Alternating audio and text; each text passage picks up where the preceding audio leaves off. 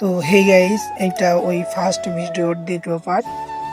So আজকে এখানে অনেক পরিমাণে মাছ হয়েছে আর কি। আমাদের জোয়ারের পানি এসে এখানে এই মাছগুলা হয়। সো আপনারা ভাবতে পারেন এই মাছগুলো আমরা খাবো, কিন্তু না, আমরা এই মাছগুলো পরে ফেলে দিব। শুধু ভিডিওর জন্য আসলে মাছগুলা দেখাচ্ছি। সো দেখেন, আমাদের 4টা মাছ অলরেডি হয়ে গেছে, এই দিয়ে 5টা। সো এখানে মাছ ফুরন্ত আমরা যে টোপ ব্যবহার করেছি। সো ভিডিও ভালো লাগলে অবশ্যই চ্যানেলটি সাবস্ক্রাইব করে দিয়ে ভিডিওতে একটি লাইক করে দিবেন। আর এই ধরনের ভিডিও পেতে আমাদেরকে কমেন্ট করবেন, যাতে আমরা উৎসাহিত হই।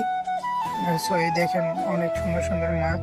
সো এই মাছগুলো এখন আমরা ছেড়ে দিব, যাতে এগুলো বড় হয়, বড় হলে খেতে ভালো লাগবে।